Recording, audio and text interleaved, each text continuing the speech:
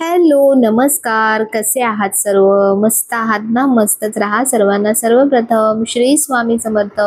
तुम्हाला सर्वांना आजचा दिवस खूप छान आनंदाचा आणि आरोग्यदायी जाओ. तर आता हे जे ऊन पडतंय ना, हे ऑक्टोबर आपण हे जी म्हणतो, तर असं छान कडक ऊन पडतंय मस्त. सकाळी 9 नाही वाजले तर एकदम कडक ऊन यायला सुरुवात होते.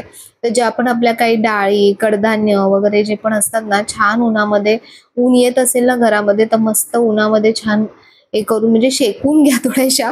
म्हणजे कसं आहे ना, ते जे किडे वगैरे टोके बिके लागतात ना ते लागत नाहीत. छान वाळवायचं जे पण आपलं काही काम आहे ना ते या उन्हामध्ये अगदी मस्त होणार आहे. आणि त्यामुळे बघा माझी किचनची जी झाडं पण तुम्ही बघितली म्हणजे सगळीकडची झाडं उन्हामुळे झाडांना मेन काय लागतं पाणी आणि ऊन. या दोन गोष्टी व्यवस्थित असतील ना तर झाडं खूप छान होतात. तर हल्ली मी तुम्हाला जसं म्हटलं, की आता नवरात्रीमध्ये तुम्ही रोज उंबरठ्याचं लेपन करू शकता. तर रोज पुसू शकता, रोज करू शकता किंवा काय करायचं, की 2 दिवस ठेवायचं एक लेपन आणि मग नंतर तिसऱ्या दिवशी ते पुसून घ्यायचं. कारण आता इथे बघा इतकं म्हणजे इतकं कधी-कधी छान लेपन होतं ना आणि रांगोळी वगैरे इतकी सुंदर असते, की मग ते पुसण्याची कधी-कधी इच्छा होत नाही लगेचच. तर म्हणून मग मी कधी-कधी काय करते, की 2 दिवस ठेवते लेपन आणि मग तिसऱ्या दिवशी परत नवीन लेपन करते. तर ही जी चेन्नईवरून हळद म्हणजे जी घेतलेली आणलेली आहे, ताईनी मला दिली आहे.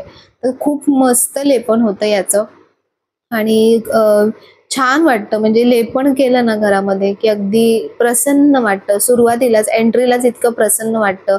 म्हणजे एक्स्ट्राचं जे खाली सांडलेलं असतं, तर ते छान व्यवस्थित पुसून घ्यायचं आणि लेपन करताना ना असं थोडंसं असं पातळच करा, म्हणजे ते अगदी व्यवस्थित मस्त बसतं. तर मी असं साईडला सुद्धा थोडं-थोडं लावते. म्हणजे छान व्यवस्थित आपली चौकटीला पूर्ण असं लेपन छान लागतं. आणि त्यानंतर आता हे सध्या नवरात्रीमध्ये ना आपला जो प्रवेशद्वार आहे, मुख्य दरवाजा, त्यावर सुद्धा स्वस्तिक असं काढायचं कुंकवाचं. तर त्या दिवशी कमेंटमध्ये म्हटलं म्हणजे एक कमेंट होती, की "ताई स्वस्तिक असं चुकीचं काढलंय." तर पहिले उलट मला माहिती नव्हतं. मी तेव्हा क्रॉस करून स्वस्तिक काढायची. पण आता मी बघितलं, की कसं व्यवस्थित स्वस्तिक काढायचं आणि त्याच्यानुसारच हे स्वस्तिक मी काढते. तर माहीत नाही मला अजूनही, की हे बरोबर आहे का चूक आहे. पण जेवढं मी बघितलंय, वाचलंय, तर त्याच्या हिशोबाने तरी म्हणजे व्यवस्थित जे स्वस्तिक काढतात ते अशाच प्रकारे, की जे मधून क्रॉस केलं नाही गेलं पाहिजे. तर अखंड दिव्याच्या बाबतीत सुद्धा तुम्ही खूप जणांनी रिक्वेस्ट केली, की तुम्ही त्या दुकानामध्ये जा, त्यांना सांगा कुरिअर करायला. पण मला वाटत नाही ते कुरिअर करतील कारण अगदी ते स्ट्रीट साइड म्हणजे रस्त्याच्या बाजूचं असतं ना दुकान, तसं दुकान आहे. पण तरीही मला जमलं ना, वेळ मिळाला तर मी जाऊन खरंच त्यांना विचारेन परत एकदा. कारण तसेही आता आपले सण आहेतच. पुढे अजून दिवाळी आहे, मार्गशीर्ष महिना येतोय. तर त्याच्यामुळे जरी मिळाला तरी तुम्हाला तरी पुढे तो उपयोगी पडेलच.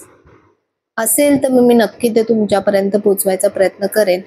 तर ती जी अखंड वात मी तुम्हाला दाखवली होती, तीही खूप छान आहे. व्यवस्थित जळते. दिव्यात फक्त तुम्ही तेल आणि वात व्यवस्थित घातलीत ना, तर तुमचा अखंड दिवा अगदी 9 दिवस एकदम व्यवस्थित जळतो. तर आजची अशी साग्र संगीत पूजा झाली होती. छान आणि नवरात्रीमध्ये ना घरामध्ये म्हणजे एक वेगळंच आपण म्हणतो ना, की देवीचा संचार जो असतो, देवीची जी शक्ती असते, ती अगदी वेगळीच अशी घरामध्ये जाणवते आणि खूप वातावरण घरातलं असं छान असं पवित्र आणि मस्त वाटतं.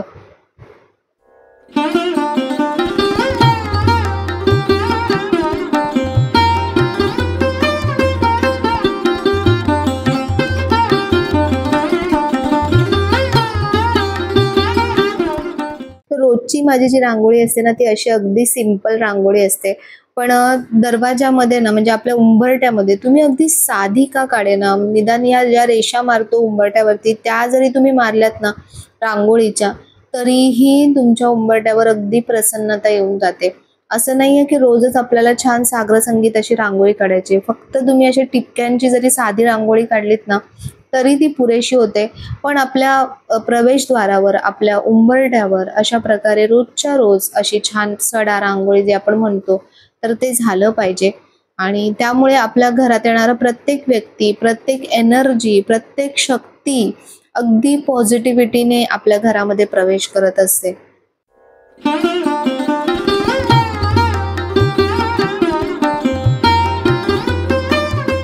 तर निष्ठामध्ये खूप आजारी पडली होती आणि तिथपासून ना एक खूप चांगल्या गोष्टीची सवय किंवा चांगल्या गोष्टी थोड्या थोड्या आणखीन माहिती पडायला लागल्या, की आपण रोजचं तर जेवतोच, म्हणजे भाजी पोळी वरण भात हे आपलं रोजचं असतंच, पण तेवढंच आपल्यासाठी पुरेसं नसतं. आपल्याला रोजच्या आपल्या खाण्यामध्ये आहारामध्ये आपल्याला फळांचा पालेभाज्यांचा समावेश करणं खूप गरजेचं असतं. फळं आपण अशीच खातो, पण सकाळी ना आपण काय करतो, की उठलं की फक्त चहाचा घोट घेतो. म्हणजे चहा मिळाला म्हणजे आपल्याला एकदम असं अमृत मिळाल्यासारखं वाटतं. पण चहाही घ्या, मी ते नाही म्हणत आहे, चहा घ्यावा एखादा. पण त्यासोबतच असं जे हेल्दी डाएट आपण म्हणतो, जे एखाद्या आपण डायटिशियनकडे गेल्यानंतर बघा ते तुम्हाला हे नक्की सजेस्ट करतील, की सकाळी असं एक ज्यूस म्हणजे एक फळं आणि भाज्या यांचा ज्यूस घेणं खूप महत्त्वाचं असतं. आपलं हिमोग्लोबिन बघा, हल्ली बऱ्याच जणांचं हिमोग्लोबिन कमी येतं. बरेच काही ना काही प्रॉब्लेम्स असतात. आपल्या स्त्रियांचे मासिक धर्माचे बरेच प्रॉब्लेम्स असतात. आपले जे हार्मोनल इम्बॅलन्सेस असतात ते खूप वाढलेले आहेत. तर त्यासाठी ह्या सगळ्या गोष्टी बॅलन्स असणं खूप गरजेचं असतं. तर म्हणून ह्याच्यामध्ये ना हे ज्यूस घेताना कधी तुम्ही फळांचे ज्यूस घ्या, कधी पालेभाज्या, परत बरेच म्हणजे तुम्ही ना YouTubeला सुद्धा जरी बघितलत ना, तरी तुम्हाला खूप सारे ऑप्शन्स मिळतील, की कशाप्रकारे रोजचे ज्यूस बनवायचे. तर असे ज्यूसचा समावेश असला पाहिजे. जे टेट्रा पॅकमध्ये ज्यूस येतात ना, ते पिण्यापेक्षा तुम्ही घरच्या घरी घरगुती पद्धतीने असं बनवलत ना, तर ते खूप जास्त चांगलं आणि हेल्दी असेल तुमच्यासाठी. तर हा जो मी मिक्सर घेतला होता Panasonicचा, तो मी घेतानाच ही सगळी मिक्सरची अटॅचमेंट्स, भांडी, त्याच्या एक्सेसरीज बघूनच घेतला होता आणि हा खूप मला उपयोगी पडतो. पहिली गोष्ट तर हा मिक्सर स्वतः म्हणजे बेसिक त्याचं जे मशीन आहे ते खूप चांगलं चालतं. मिक्सरची ॲडव्हर्टाइज करत नाहीये, पण एक सांगते तुम्हाला, की ह्याच्यामध्ये ना हे ज्युसरचं भांडं आहे मिक्सरमध्ये. मी खूप कमी वापरलं कारण आपल्याला ना म्हणजे ह्या पद्धतीच माहिती नाहीयेत, की ज्यूस बनवणं, पिणं वगैरे. आपण फक्त नुसतं सकाळी चला नाश्ता केलाच, पोळी खाल्ली किंवा चहासोबत काही खाल्लं, झालं आपला नाश्ता. तर तसं नसतं. हे हे जे विटॅमिन, मिनरल्स आपल्याला जे हवे असतात, तर त्या सगळ्या गोष्टींसाठी हे सगळं करणं सुद्धा तेवढंच इम्पॉर्टंट असतं. पण आपण एखाद दिवस किंवा जेव्हा आजारी पडतो तेव्हा करतो, नंतर ह्या गोष्टींकडे दुर्लक्ष करतो. तर तसं करू नका. तर आज मी हा मोसंबीचा ज्यूस करते आणि हे जे ज्युसर आहे ना याच्यामध्ये खरंच खूप मस्त आहे.